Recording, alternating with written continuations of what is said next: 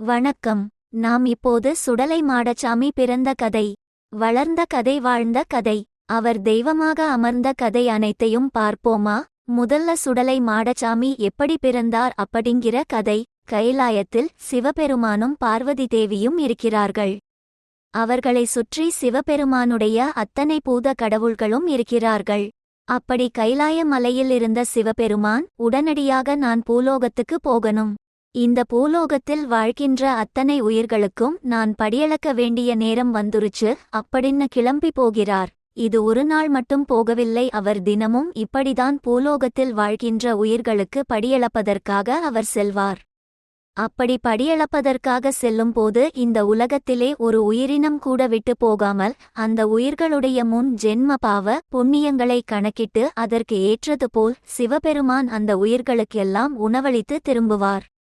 அப்படி அவர் படியளக்கும் போது மிகப்பெரிய யானையாக இருக்கட்டும், மிகச் சிறிய எறும்பாக இருக்கட்டும், ஒரு ஈயாக இருக்கட்டும், ஒரு கிருமியாக இருக்கட்டும், ஒரு பூச்சியாக இருக்கட்டும், ஒரு மனிதனாக இருக்கட்டும், எல்லோருக்கும் சரியாக அவர்களுடைய பாவ புண்ணிய கணக்கின்படி படியளந்து விட்டு வருவார். இப்படி சிவபெருமான் தினமும் பூலோகத்திற்கு செல்வதை பார்வதி தேவி சந்தேகப்படுகிறார். எப்படி இந்த உலகத்திலே ஒரு உயிரை கூட விடாமல் அவரால் படியளக்க முடிகிறது? அவரை சோதிக்க வேண்டும் என்று நினைத்துவிட்டு ஒரு சின்ன சிமிழை எடுத்து பூலோகத்திற்கு சென்று அதிலிருந்து ஒரு எறும்பை பிடித்து அந்தச் சிமிழுக்குள் போட்டுவிட்டு கைலாயத்திற்கு வந்து விடுகிறார். சிவபெருமானும் அன்று சென்று பூலோகத்தில் உள்ள அத்தனை உயிர்களுக்கும் படியளந்துவிட்டு திரும்பி வருகிறார். அப்போது பார்வதி தேவி சிவனிடம் கேட்கிறார், ஐயனே, இன்று அத்தனை உயிர்களுக்கும் நீங்கள் படியளந்தீர்களா என்று. சிவபெருமானும் ஆமாம் தேவி, அத்தனை உயிர்களுக்கும் படியளந்து விட்டு தான் வந்தேன் என்று கூறுகிறார். அப்போது பார்வதி தேவி சிரித்துக்கொண்டே சிவபெருமானிடம் கூறுகிறார், ஐயனே, நீங்கள் படியளந்திருப்பீர்கள் என்று நினைத்து ஒரு ஜீவராசி இன்னும் காத்து கொண்டிருக்கும். ஆனால் நீங்கள் அதற்கு படியளக்க மறந்துவிட்டீர்கள். இந்நேரம் நீங்கள் வருவீர்கள் என்று நம்பி ஏமாந்து செத்துக்கூட போயிருக்கலாம் என்று சொல்லி தன்னுடைய கையில் மறைத்து வைத்திருந்த அந்த சிமிழை திறந்து காட்டுகிறார். அதற்கு உள்ளே பார்வதி தேவி ஏற்கனவே பூலோகத்தில் இருந்து ஒரு எறும்பை பிடித்து வைத்திருந்தார். இப்போது பார்வதி தேவி சிமிழை திறந்து காட்டும் போது அவருக்கு மிகப்பெரிய ஆச்சரியம் காத்துக்கொண்டிருந்தது. அப்படி காற்று கூட போக முடியாத அந்த சிமிழுக்குள் அடைத்து வைக்கப்பட்டிருந்த அந்த எறும்பு வாயிலே ஒரு தினை அரிசியை கவ்விக்கொண்டு நிற்கிறது. அது மட்டுமல்லாமல் அந்த எறும்புக்கு துணையாக இன்னொரு எறும்பும் அந்தச் சிமிழுக்குள் இருக்கிறது. அதை பார்த்தவுடன் பார்வதி தேவி பதைபதைத்து போகின்றாள். சிவபெருமானிடம் தான் செய்த இந்த தவறுக்காக மன்னிப்பு வேண்டுகிறேன். ஆண்டவனே, இந்த அத்தனை உலகத்திற்கும் படியளக்க நினைக்கும் உங்களையே சோதித்து விட்டேனே, என்னை மன்னித்துக் கொள்ளுங்கள் என்றார். ஆனால் சிவபெருமானுடைய கோபம் தணிந்த பாடில்லை. கணவனையே நீ சோதித்து பார்த்ததினால் நீ காட்டு பேச்சியாக மாறுவாய், மன்னனையே நீ சோதித்து பார்த்ததினால் மயான பேச்சியாக மாறுவாய், அப்படின்னு சொல்லி சுடுகாட்டு பேயாக போக கடவாய் என்று பார்வதி தேவிக்கு சாபத்தை கொடுக்கிறார். பார்வதி தேவி அலறித் துடிக்குறாங்க, ஐயனே, இப்படி மிகப்பெரிய சாபத்தை எனக்கு கொடுக்கிறீர்களே, எப்போது எனக்கு அதிலிருந்து சாப விமோசனம் கிடைக்கும் என்று கேட்கிறார். அப்போது சிவபெருமான், சுடுகாட்டில் என்னை நினைத்து தவம் மேற்கொள், என்னால் உனக்கு ஒரு ஆண் குழந்தை கிடைக்கும். அந்த ஆண் குழந்தையை நீ தொட்டவுடன் மீண்டும் இந்த கைலாசத்திற்கு வந்து சேர்வாய். அப்படி ஒரு வரத்தை கொடுத்து அனுப்புகிறார். பார்வதி தேவியும் சுடுகாட்டில் பேச்சியம்மனாக இருக்கிறார். பேச்சியம்மன் என்ற பெயரை நல்லா கவனிச்சு பார்த்தோம்னா, பேச்சியம்மன் அப்படி பேயாக இருந்த அம்மனாக அங்கே குடியிருந்ததால் பேச்சியம்மன் என்ற பெயரில் அவதரித்தார். தன்னுடைய சாபத்திற்கு விமோசனம் வேண்டி பல ஆண்டுகளாக கடுமையான தவம் புரிகிறார். அந்த தவத்தின் முடிவில் சிவபெருமான் அவருக்கு காட்சியளிக்கின்றார். தேவி, உனக்கு என்ன வரம் வேண்டுமானாலும் கேள் என்று சிவபெருமான் கூறுகிறார். அப்போது என்னுடைய சாபம் நீக்குவதற்கு ஒரு ஆண் குழந்தை எனக்கு வேண்டும். அந்த குழந்தையை நான் கணவரோடு சேராமல் பெற்றெடுக்க வேண்டும் என வரம் கேக்குறாங்க. அதன்படியே சிவபெருமான் பார்வதி தேவிக்கு அப்படி ஒரு குழந்தை பிறப்பதற்கு ஒரு வழி சொல்கிறார். அப்போது சுடுகாட்டில் எரிந்து கொண்டிருந்த ஒரு பிணத்தின் முன்பாக போய் உன்னுடைய முந்தானை சேலையை ஏந்தி நின்றால் அதிலிருந்து உனக்கு ஒரு குழந்தை கிடைக்கும் என்று சொல்லிவிட்டு மறைகிறார். பேச்சியம்மன் தன்னுடைய முந்தானையை விரித்து கொண்டு அங்கே சுடுகாட்டில் எரிந்து கொண்டிருந்த ஒரு பிணத்தின் முன்பாக நிற்கின்றாள். அப்போது அந்த பிணத்திலிருந்து வெடித்துச் சிதறுகின்ற சிறு சிறு சதை துளிகள் எல்லாம் தேவியினுடைய முந்தானை மீது விழுகிறது. அப்படி விழுந்த அத்தனை சதைகளையும் தேவி கூட்டி அள்ளி பெருக்கி ஒன்றாக பிடிக்கிறாள். அப்போது ஒரு சதை பிண்டம் மட்டும் உருவாகிறது. இந்த சதை பிண்டத்தில் தலையும் இருக்காது, கையும் இருக்காது, காலும் இருக்காது. ஆனால் அதற்கு உயிர் மட்டுமே இருக்கும். இதை பார்த்து தேவி மிகவும் பதைபதைத்து போய்விடுகின்றாள். ஈசனே, உங்களை வேண்டி ஒரு குழந்தை வேண்டும் என்று கேட்டேன். இப்படி தலையும் இல்லாத காலும் இல்லாத ஒரு முண்டத்தை எனக்கு குழந்தையாக கொடுத்து விட்டீர்களே என்று ஏங்கித் துடிக்கிறார். அப்போது சிவபெருமானுடைய ஆசியினால் அப்படி சதை பிண்டமாக கிடந்த அந்த குழந்தை ஒரு அழகான ஆண் குழந்தையாக உருவெடுக்கிறது. தேவி சிவபெருமானை வணங்கி அந்த குழந்தைக்கு சுடுகாட்டிலேயே பால் ஊற்றிவிடுகின்றாள். அதன் பிறகு அந்த குழந்தையோடு கைலாய மலை வந்து சேர்கிறாள். இப்படி தேவி சாபவிமோசனம் பெற்று கைலாய மலைக்கு வந்துவிட்டாள். அந்த குழந்தை சுடுகாட்டிலே பிறந்ததினால் சுடலை என்று பெயரிட்டு வளர்த்து வருகிறார். சுடலை குழந்தையாக கைலாயத்தில் தொட்டிலில் உறங்கிக் கொண்டிருக்கிறார். பார்வதி தேவி சிவபெருமானை சந்திப்பதற்காக சென்றிருக்கின்றார். அப்போது குழந்தை சுடலைக்கு மிகவும் பசிக்க ஆரம்பிக்கிறது. இந்த அம்மா நமக்கு பால் கொடுத்து ரொம்ப நேரமாகிவிட்டதே, நமக்கு இப்போது வயிறு வேறு பசிக்கிறது. அதுபோக இந்த அம்மா கொடுக்கின்ற பாலால் நம்முடைய வயிறு எப்போதுமே நிரம்ப மாட்டேங்குது. அப்படி யோசித்துக் கொண்டிருக்கும் அந்த நேரத்தில் சுடலைக்கு பிணம் எரிகின்ற வாடையானதும் வீசுகின்றது. உடனே கைலாயத்திலிருந்து ரகசியமாக யாருக்கும் தெரியாமல் பூமிக்கு இறங்கி வந்து மயானத்தில் எரிந்து கொண்டிருக்கின்ற பிணங்களை எல்லாம் எடுத்து தின்ன ஆரம்பிக்கின்றார். அவர் தின்றதோடு மட்டுமல்லாமல் சுடுகாட்டில் சுற்றித் திரிகின்ற அத்தனை பேய்களையும் கூப்பிட்டு அங்கிருக்கிற பிணங்களை எல்லாம் அந்த பேய்களுக்கு விருந்தாக வைக்கின்றார்.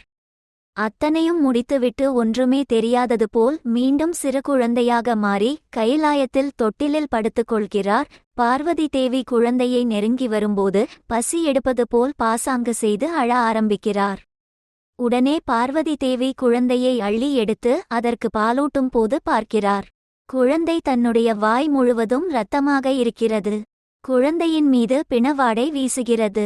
அதை பார்த்தவுடன் பயந்து போய் பார்வதி தேவி சுடலையை தூக்கி வீசுகிறார். சிவபெருமானிடம் ஓடிப்போய், ஐயனே, ஒரு அழகான ஆண் குழந்தை கொடுப்பீர்கள் என்று பார்த்தால் ஒரு பிணம் தின்னுகின்ற பேயை எனக்கு குழந்தையாக கொடுத்து விட்டீர்களே என்று கதறுகிறார். சிவபெருமான் எந்த செயல் செய்தாலும் ஒரு காரணத்தோடு தான் செய்வார். இருந்தாலும் இந்த புனிதமான கைலாயத்தில் பிணத்தை தின்கிற குழந்தைக்கு இடம் கிடையாது என்று குழந்தையை கைலாயத்திலிருந்து பூமிக்கு அனுப்ப ஏற்பாடு செய்கிறார். அப்போது சுடலை தன்னுடைய தந்தையான சிவபெருமானிடம் கேட்கிறார், ஐயனே, உங்களுடைய குழந்தை நான். இப்போது என்னை நீங்கள் பூலோகத்திற்கு அனுப்பிவிட்டால் எனக்கு யார் அங்கே உணவிடுவார்கள்? யார் என்னை கவனித்துக் கொள்வார்கள் என்று கதறுகிறார். அப்போது சிவபெருமான் கூறுகிறார், மகனே, நீ கவலைப்படாதே, பூமிக்குச் செல். அங்கே பூலோக மாந்தர்கள் எல்லோரும் ஊட்டுப்படையல் போட்டு உனக்கு உணவு அளிப்பார்கள் என்று கூறுகிறார். ஊட்டுப்படையல் என்றால் உயிர்களை எல்லாம் காவு கொடுத்து உனக்கு உணவு அளிப்பார்கள் என்று கூறுகிறார். அப்படியானால் நான் பூமிக்கு செல்வதற்கு முன்பாக இங்கே கைலாயத்தில் நீங்கள் எனக்கு ஒரு ஊட்டுப்படையல் கொடுங்கள் என்று கேட்கிறார். இப்படி சுடலைக்கு ஊட்டுப்படையல் கொடுப்பதற்காக கைலாயத்தில் சிவபெருமான் பரன் பரனாக ஆடுகளையும் எருமைகளையும் பன்றிகளையும் வெட்டி படையல் போடுகின்றார். அத்தனையையும் உண்டுவிட்டு சுடலை பூலோகத்திற்கு போவதற்கு முன்பாக தன்னுடைய தந்தையிடம் வரங்களை கேட்கிறார். அப்போது சிவபெருமான் வரங்களை அளிக்கிறார். பேய்களை கட்டுப்படுத்தும் வரமானது உனக்கு கிடைக்கும். நீ மயான சாம்பலை கையில் எடுத்து கொடுத்தால் தீராத வினைகள் நோய்கள் எல்லாம் விட்டு ஓடிப்போகும் என்று வரம் கொடுக்கிறார். இந்த வரங்களை பெற்றதோடு சுடலை திருப்திப்படவில்லை. அவருடைய தந்தையிடம் சொல்கிறார், நான் நல்லவர்களுக்கு எல்லாம் நல்லது செய்வேன். ஆனால் தீயவர்கள் என்னுடைய எல்லைக்கு வந்து சேர்ந்தால், அவர்கள் என்னிடமே தஞ்சம் புக நேர்ந்தால் கூட தீயவர்களை நான் நிச்சயமாக கொன்றொழித்து விடுவேன். அவர்களுக்கு எந்த கருணையும் காட்ட மாட்டேன் என்று ஒரு வரத்தை கேட்கின்றார். நானாக தேடிச் சென்று யாரையும் அழிக்க மாட்டேன். ஆனால் என்னுடைய எல்லைக்குள்ளே தீய எண்ணம் கொண்டவர்கள் யாராவது வந்தால் நிச்சயமாக அவர்களை பலிகொடுத்து உண்டு விடுவேன் என்று கூறுகிறார். சிவபெருமான் அந்த வரத்தை அருளி சுடலையை பூமிக்கு அனுப்பி வைக்கின்றார். முதலில் இந்த பூலோகத்திலே சுடலை கேதார்நாத்திலே இறங்குகின்றார். அங்கிருந்து ஹரிதுவாரை வணங்கிவிட்டு காசிக்குச் சென்றுவிட்டு திருப்பதி, காளகஸ்தி, காஞ்சி ஏகாம்பரநாதர் கோவில், திருவண்ணாமலை, சிதம்பரம், சீர்காழி என்று 1008 சிவ ஆலயங்களையும் 108 திருப்பதிகளையும் வணங்கிவிட்டு மதுரையை வந்து சேர்ந்து அங்கே இருக்கின்ற சிவனையும் வணங்கிவிட்டு இறுதியாக கேரளத்திலே இருக்கின்ற கொட்டாரக்கரை பகவதியம்மன் கோவில் இருக்கும் இடத்திற்கு செல்கிறார். கொட்டாரக்கரையில் இருக்கும் பேச்சிப்பாறை மலை மேலே ஏறி நின்று அங்கே போய்க் கொண்டிருந்த ஒரு தேர் திருவிழாவை பார்க்கின்றார். அந்த திருவிழாவானது பகவதி அம்மனுடைய தேர் திருவிழா. இந்த அம்மனை பார்க்கும்போது அந்த பேச்சிப்பாறை மலை மேலிருந்து ஊர்வலம் போய்க் கொண்டிருந்த தேரின் மீது குதிக்கிறார். தேரினுடைய அச்சாணி முறிந்து தேரானது அங்கே கவிழ்ந்து விடுகிறது. அதோடு அந்த தேர் ஊர்வலத்தின் போது பல தேவதாசிகள் தேரின் முன் நடனமாடி சென்றார்கள். பகவதி அம்மன் மீது பக்தி கொண்டு தரிசிக்காமல் இந்த தேவதாசிகளை நோட்டம் விட்டுக்கொண்டிருந்த சில ஆண்களை சுடலைமாடன் அடித்துக் கொள்கின்றார். அதற்கு பிறகு அங்கிருந்து ஓடிப்போய் பகவதி அம்மன் கோவிலுடைய கோட்டைக்குள் சென்றுவிட்டு கோவிலுடைய கதவை பூட்டிக் கொள்கின்றார். கொடிமரத்தை போட்டு அசைக்கின்றார். கோவிலுடைய கோட்டையை இடிக்கின்றார். ஒரு காலை கொடிமரத்தில் வைத்துக்கொண்டு இன்னொரு காலை பகவதி அம்மன் கோவிலினுடைய கோபுரத்தில் வைத்து இல்லாத அட்டுழியங்கள் எல்லாம் புரிகின்றார். இதையெல்லாம் பார்த்து கொண்டிருந்த பகவதி அம்மன் உடனடியாக கிளம்பி வந்து தன்னுடைய கோவிலுக்குள்ளே இப்படி அட்டகாசம் செய்பவன் யார் என்று கேட்க வருகின்றார். கோவில் கதவை தட்டுகிறார். சுடலை வந்திருப்பது பகவதியம்மன் என்பதை புரிந்து கொள்கின்றார். இப்போது இந்த உருவத்தில் நான் இருந்தால் நிச்சயமாக என்னை பழி போட்டு விடுவாள் பகவதி என்று எண்ணி ஒரு 7 வயது குழந்தை போல தன்னுடைய உருவத்தை மாற்றி அங்கே நின்று கதவை திறந்து விடுகின்றான். உள்ளே வந்த பகவதி அம்மன், இந்த குழந்தை இத்தனை அட்டகாசங்களை செய்திருக்க வாய்ப்பில்லை, வேறு யாராவது இருக்கிறார்களா என்று அவருடைய கோவில் முழுவதும் தேடி பார்க்கின்றார். ஆனால் யாரையும் காணவில்லை. இந்த 7 வயது சிறுவனிடம், யாரப்பா நீ ஏன் இவ்வாறு நடந்து கொண்டாய் என்று கேட்கும்போது நடந்ததை பகவதி அம்மனிடம் கூறுகின்றான். அம்மையே, நான் சிவனாரும் பார்வதி தேவிக்கும் பிறந்தவன். வீட்டுக்கு அடங்கிய நல்ல பிள்ளையாக இருந்தால் கைலாயத்தில் மதிப்புமிக்கவனாக இருந்து இருப்பேன். ஆனால் வீட்டுக்கு அடங்காமல் பிணந்தின்னும் பேய் பிள்ளையாகி போனதால் அப்பனும் அம்மையும் என்னை வேண்டாம் என்று பூமிக்கு அனுப்பிவிட்டார்கள். இந்த பூமி முழுவதும் சுற்றித் திரிந்து விட்டேன். எனக்காக அடைக்கலம் கொடுப்பதற்கு யாரும் இல்லை. தங்களை பார்க்கும்போது என்னுடைய அன்னை போன்று இருந்ததால் தங்கள் பாதங்களை வந்து சரணடைந்தேன் என்று சொன்னார். அப்போது பார்வதியினுடைய அவதாரமாக இருந்த பகவதி அம்மன் சுடலையை தன்னோடு வைத்து அடைக்கலம் கொடுப்பதாக கூறுகிறார். அதே நேரத்தில் தன்னுடைய கோவிலிலே ஈசான மூலையில் 7 அண்டா செல்வங்கள் இருப்பதாகவும் அதையெல்லாம் நீ காவல் காத்து நிற்க வேண்டும் என்று கூறுகின்றார். என்னுடைய தேர் மீது விழுந்து அந்த தேரையே நிலைகுலையச் செய்ததால் உனக்கு தேரடி மாடன் என்ற பெயர் கொடுக்கிறேன் என்று கூறுகிறார். இந்த கோவிலிலே உனக்கு கோபுரத்திலே ஒரு இடம் உண்டு, கொடிமரத்தில் ஒரு இடம் உண்டு, தேரடி வீதியிலே ஒரு இடம் உண்டு என்று இடங்களை எல்லாம் கொடுத்துவிட்டு 7 அண்டா செல்வங்களை காவல் காப்பதற்காக தன்னுடைய காவல் தெய்வமாக அவரை நியமிக்கிறார்.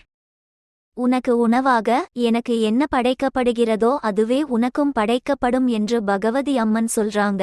ஆனால் சுடலைமாடனோ பகவதி அம்மனை நோக்கி, அம்மா நீ என்ன சாப்பிடுவாய் என்று எனக்கு தெரியும். உன்னுடைய கோவிலிலே இருக்கின்ற பிள்ளையார் முதல் நீ முதற்கொண்டு அத்தனை தெய்வங்களும் ஒரு கரண்டி பச்சரிசி சாதத்தை தான் உண்டு வருகிறீர்கள். என்னால் நிச்சயமாக அதை உண்டு வாழ முடியாது. எனக்கு கொட்டாய் கொட்டாயாக உணவு வேண்டும் என்று கேட்கிறார். அதேபோலவே உனக்கு கொடுத்து அருள்வேன் என்று பகவதி அம்மன் சொல்லி அவரை காவல் தெய்வமாக நிறுத்துகிறார். இப்படி சில காலம் பகவதி அம்மன் கோவிலில் காவல் புரிந்து கொண்டிருந்த சுடலைமாடன் அங்கே வருகின்ற பக்தர்களை எல்லாம் கொன்று தின்ன ஆரம்பிக்கின்றார். இது பகவதி அம்மனுக்கு தெரியவர, நம்மை நாடி வந்தவர்களை ஏன் நீ கொன்று தின்கின்றாய் என்று கேட்கும்போது, அன்னையே இங்கே வருபவர்கள் அத்தனை பேரும் நல்லவாகள் இல்லை, தீயவர்களும் இங்கே உன்னுடைய வரத்தை வேண்டி வருகின்றார்கள். அவர்களை பார்க்கும்போது என்னுடைய வயிறு மிகவும் பசிக்க ஆரம்பிக்கின்றது. அவர்களை கொன்று தின்னாமல் என்னால் நிச்சயமாக இருக்க முடியாது. நீ கொடுக்கின்ற உணவும் எனக்கு பத்த மாட்டேங்குது. அதனால் தீயவர்களை நான் நிச்சயமாக கொன்று தின்பேன். அதனால் உனக்கு என்ன வந்தது என்று கேட்கின்றார். அப்போது பகவதி கூறுகின்றார், அவன் தீயவனாக இருந்தாலும் நம்மை நம்பி வந்த பக்தர்களை கொன்று தின்பது நிச்சயமாக செய்யக்கூடாது. அதனால் அவர்களை நீ மன்னித்தருள வேண்டும் என்று கேட்கிறார். அப்போது சுடலைமாடன் சொல்கின்றார், தேவியே, நீ கொடுக்கின்ற உணவு நிச்சயமாக எனக்கு பத்த மாட்டேங்குது.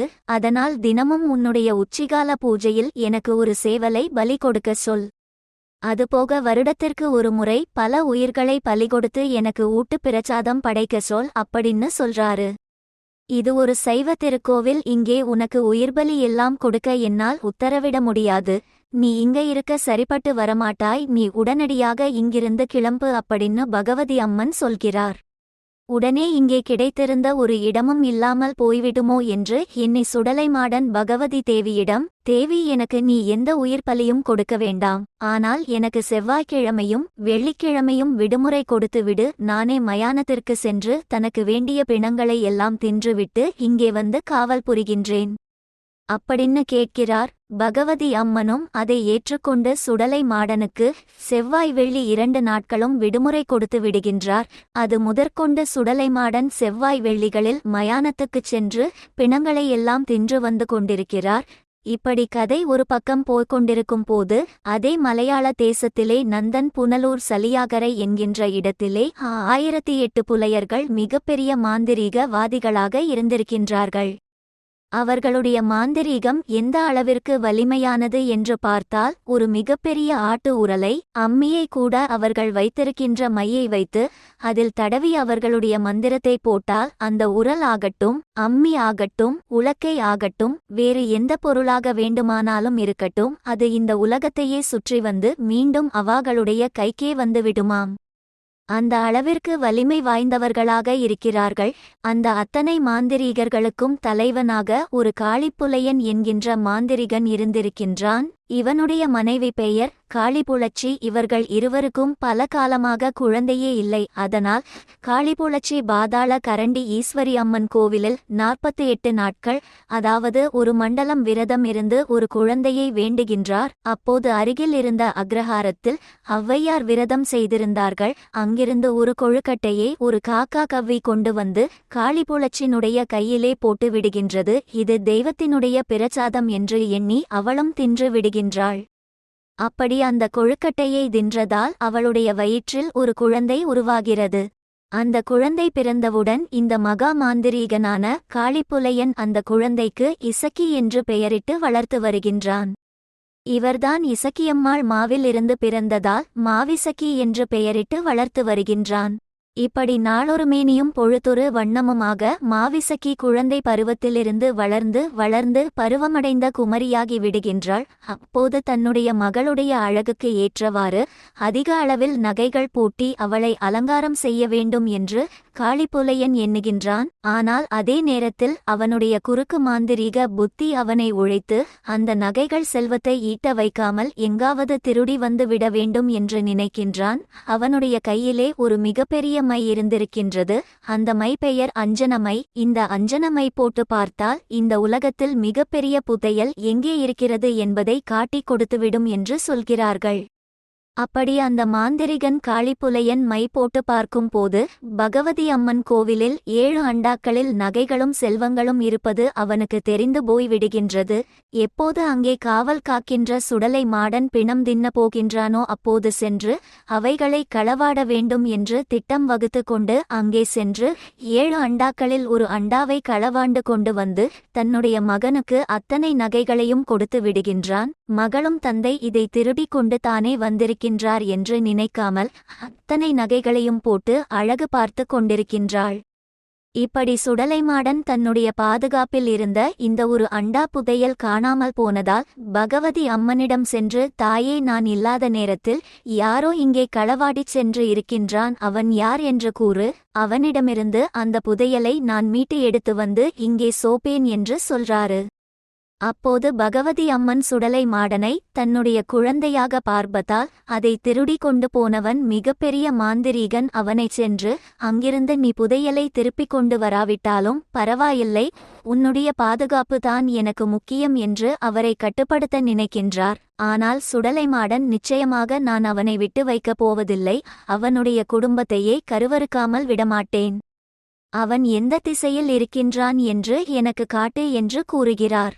வேறு வழியில்லாமல் பகவதி அம்மனும் சுடலை மாடனுக்கு ஆசி கொடுத்து காளிப்புலையன் இருக்கின்ற இடத்தை காட்டுகிறார். அங்கே ஒரு பாம்பாட்டி வேஷத்திலே சென்று சுடலைமாடன் காளிப்புலையனை அங்கே வர வைக்க முயற்சிக்கிறார். ஆனால் அவர் எத்தனை வித்தை காட்டினாலும் அந்த ஊரில் உள்ள அத்தனை பேரும் வித்தை பார்க்க வந்து விட்டார்கள். ஆனால் காளிப்புலையனோ அவனுடைய வீட்டிலிருந்து யாரும் வெளியே வரவில்லை. அதனால் தன்னுடைய உருவத்தை ஒரு சிவனடியார் போன்று மாற்றிக்கொண்டு மிகுந்த வயதான தோற்றம் கொண்டு தலையெல்லாம் நரைமுடிகளாக நீண்ட தாடியுடன் அவனுடைய வீட்டில் யாசகம் பெற செல்வது போன்று நிற்கின்றார். அப்போது வீட்டிலே காளிப்புலையன் இல்லை, அவனுடைய மனைவி புலச்சியும் இல்லை. அதே நேரத்திலே அவர்களுடைய மகள் மாவிசக்கி மட்டுமே இருக்கின்றாள். மாவிசக்கி அந்த வீட்டிலே 7 அறைகளை தாண்டி அதற்கு உள்ளே இருக்கின்ற இடத்திலேயே அங்கே இருக்கின்ற அத்தனை நகைகளையும் போட்டு பார்த்து கொண்டு தன்னை அழகு பார்த்து கொண்டிருக்கின்றாள். இப்படி ஒரு அடியான் தன்னுடைய வீட்டில் பிச்சை கேட்டு வந்திருக்கிறார் என்பதை தெரிந்து அவருடைய வீட்டில் இருந்த பழங்கஞ்சி எடுத்து அவருக்கு ஊட்டுவதற்காக மாவிசக்கி வருகின்றாள். ஆனால் அவளை கோபப்படுத்துவதற்காக அவள் ஒரு வாசலில் பிச்சை போட வந்தாள். சுடலைமாடன் அவருடைய வீட்டிலேயே பின்புற வாசலில் நின்று பிச்சை கேட்பார். அவள் பின்புற வாசலுக்கு செல்லும் போது முன்புற வாசலில் வந்து பிச்சை கேட்பார். இப்படியாக அவளை கோபப்படுத்தும் போது மாவிசக்கி சுடலையை திட்ட ஆரம்பிக்கின்றாள். ஏ கிழவனே, ஒரு இடத்தில இருந்து பிச்சை வாங்க மாட்டாயா? ஏன் இப்படி என்னை பாடாய்படுத்துகிறாய் என்று கேட்கின்றாள். அப்போது சுடலைமாடன் கூறுகின்றார், ஏ பெண்ணே, நான் இங்கே பிச்சை வாங்க வரவில்லை. உன்னுடைய தகப்பனுக்கும் எனக்கும் ஒரு பெரிய கணக்கு உண்டு. அதனை முடித்து அவனுடைய உயிரை குடிக்கவே நான் இங்கே வந்திருக்கிறேன் என்று கூறுகிறார். அதை கேட்டு மாவிசக்கி சுடலை மாடனை திட்ட ஆரம்பிக்கின்றாள். என்னை அவமானப்படுத்தி விட்டாய். நீ உன்னை கன்னி கழித்து உன்னுடைய கரு அறுக்காமல் விட மாட்டேன்னு சபதம் போட்டுட்டு சுடலைமாடன் அங்கிருந்து கிளம்பி போனார். தன்னுடைய அப்பன் வந்த பிறகு இங்கே நடந்த அத்தனை விஷயங்களையும் மாவிசக்கி அவளுடைய அப்பனிடம் கூறுகிறாள். அவன் மை போட்டு இங்கே வந்தவன் யார் என்று பார்க்கும்போது இந்த நகைக்கு எல்லாம் காவல்காரன் வீடு வரை வந்துவிட்டான், குடும்பத்தை கருவறுக்காமல் விடமாட்டான் என்று தெரிந்து கொண்டு தன்னிடமிருந்த அத்தனை மந்திரங்களையும் போட்டு தன்னுடைய வீட்டை சுற்றி மிகப்பெரிய காப்பு கட்டி வைத்து கொண்டான். இருந்தாலும் சுடலைமாடன் சும்மா விடுவாரா? அவர் ஏற்கனவே சபதம் போடும்போது இன்றிலிருந்து 8வது நாள் உன்னுடைய குடும்பத்தை கருவறுப்பேன் என்று சொல்லியிருப்பார். அதேபோன்று எண்ணி 8வது நாள் காளிப்புலையனுடைய வீட்டிலே 7 அறைகள் தாண்டி அவனுடைய மகள் இருக்கின்ற மச்சி வீட்டிற்கு ஒரு எறும்பின் உருவம் கொண்டு உள்ளே நுழைகிறார். உள்ளே நுழைந்து தன்னுடைய உருவத்தை மாற்றிக்கொண்டு மாவிசக்கியை கற்பழித்து விடுகிறார். அதற்கு பிறகு இந்த காளிப்புலையனுக்கு சொந்தமான ஒரு தோட்டத்தை அவனுடைய பங்காளிகள் பலியன்மார்கள் கவனித்து வருகிறார்கள்.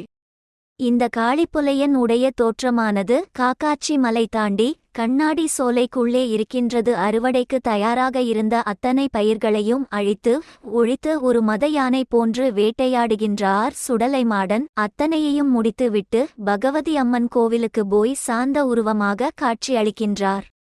இப்போது சுடலைமாடன் இவ்வளவு அட்டூழியங்களை புரிந்துவிட்டாரே, எப்படி அவரை அடக்குவது என்று தெரியாமல் காளிப்புலையன் மை போட்டு சுடலையை வேண்டுகின்றார். நீ என்னுடைய கட்டுக்குள் வர வேண்டும், அதற்கு நான் என்ன செய்ய வேண்டும் என்று கேட்கின்றான் காளிப்புலையன். அப்போது சுடலைமாடன் கூறுகின்றார், எனக்கு 7 பரன்களில் பலி கொடு. உன்னுடைய மகளையும் நான் கற்பழித்துவிட்டேன். அவளையும் கொன்று அவளுடைய கருவை எனக்கு பழியாக கொடு என கேட்குறாரு. அதன்படியே காளிப்புலையனும் தன்னுடைய உயிர் தப்பித்தால் போதும், மகள் இறந்தால் கூட பரவாயில்லை என்று அந்த பழியை கொடுப்பதற்கு சம்மதித்து விடுகின்றான். திட்டமிட்டவாறு தன்னுடைய மகள் மாவிசக்கியை காக்காட்சி மலையிலே இருக்கின்ற கண்ணாடி சோலைக்குள்ளே வைத்து இருக்கின்றான். அங்கே 7 பரன்களிலே 7 விதமான பலிகளை சுடலை மாடனுக்கு கொடுத்து வருகின்றான். இறுதியாக தன்னுடைய மகளை பலி கொடுப்பதற்காக பழி கொடுக்கும் இடத்திலே கை கால்களை கட்டி போட்டு இருக்கின்றான். அப்போதுதான் அவளுக்கே தெரிய வருகிறது, இத்தனை வருடமாக நம்மை பாராட்டி சீராட்டி வளர்த்த தன்னுடைய அப்பனே தன்னை பழியாக கொடுக்க போகின்றானே என்று எண்ணி துடிக்கின்றாள். அந்த நேரத்தில் சுடலை மாடன் மாவிசக்கிக்குள் தோன்றி, பெண்ணே, முற்பிறவிகளில் நீ செய்த பாவத்தால் இந்த கொடியனுக்கு மகளாக பிறந்தாய். அது மட்டுமல்லாமல் இந்த பிறவியிலும் நீ திருந்தாமல் என்னுடைய தாயிடமிருந்து கொள்ளையடித்து வந்த அந்த நகைகளை வேண்டாம் என்று சொல்லாமல் உன்னுடையதாக்கிக் கொண்டாய். அதற்காகத்தான் நீ சாகப் போகின்றாய் என்று கூறிவிட்டு காளிப்புலையனை உடனடியாக கருவறுக்குமாறு கூறுகின்றார். காளிப்புலையனும் தன்னுடைய மகளுடைய வயிற்றை கிழித்து உள்ளே இருக்கின்ற கருவை பீத்து ஒரு தலைவாழை இலையிலே வைத்து சுடலை மாடனுக்கு காணிக்கையாக கொடுக்கிறான். அந்த காணிக்கையை ஏற்றுக்கொண்டு சுடலைமாடன் ஒரு சிறிய சிமிலுக்கு உள்ளே போய் அடைபட்டுக் கொள்கிறார். அந்த சிமிலை எடுத்து ஒரு மிகப்பெரிய தூர்க்குள்ளே அடைத்து அந்த ஊரில் இருந்த ஒரு குலத்திற்கு உள்ளே காளிப்புலையன் புதைத்து வைத்து விடுகின்றான். சில நாட்களுக்குப் பிறகு காளிப்புலையனுடைய மனைவி அந்த குளத்தில் தண்ணீர் எடுக்கச் செல்லும்போது அந்த குடத்திலே தண்ணீரோடு சேர்ந்து அவன் புதைத்து வைத்திருந்த அந்த சிமிலோடு சேர்ந்து தூரும் வந்துவிடுகின்றது. அந்த குடத்தில் உள்ள நீரை அவள் வீட்டுக்கு கொண்டு வந்த பிறகு அதிலிருந்து வெளிப்பட்ட அந்த சிமில் காளிப்புலையன் உடைய இடது கால் மீது ஏறிக்கொண்டு விடுகிறது. மீண்டும் இந்த சுடலைமாடன் இங்கே வந்து சேர்ந்து விட்டான். இவனை எப்படி அழித்தொழிப்பது என்று தெரியாமல் காளிப்புலையன் ஒரு பெரிய உரழிலே இந்த சிமிலை போட்டு இரும்பு உலக்கையை வைத்து குத்துகிறான். அப்போது உலகையில் இடிபட்டு சிமிழிலிருந்து வெளிப்பட்ட சுடலைமாடன் அங்கேயே காளிப்புலையனுடைய கதையையும் முடிக்கின்றார். அதற்கு பிறகு அவனிடமிருந்து அவன் திருடிச் சென்ற செல்வங்களை எல்லாம் மீட்டு வந்து பகவதி அம்மன் கோவிலில் அம்மனிடம் ஒப்படைத்துவிட்டு அங்கிருந்து மீண்டும் 1008 சிவஸ்தலங்களையும் 108 திருப்பதிகளையும் தரிசிப்பதற்காக பகவதி அம்மனிடம் வரம் பெற்றுவிட்டு ஒவ்வொரு தலமாக தரிசித்து கொண்டு வருகிறார். இறுதியாக தென்தமிழகத்தில் சீவலப்பேரிக்கு வந்து அங்கே சுடலைமாடனாக அமர்கின்றார். அங்கிருந்து வள்ளியூருக்கு அருகிலே ஒத்தப்பனை சுடலையாக அமர்கின்றார். இப்படி தமிழ்நாடு முழுவதும் சுடலை மாடனுடைய கோவில்கள் பரவத் தொடங்கின. இந்த வீடியோ உங்களுக்கு பிடித்திருந்தால் ஒரு லைக் போடுங்க, சேனலை சப்ஸ்கிரைப் பண்ணுங்க.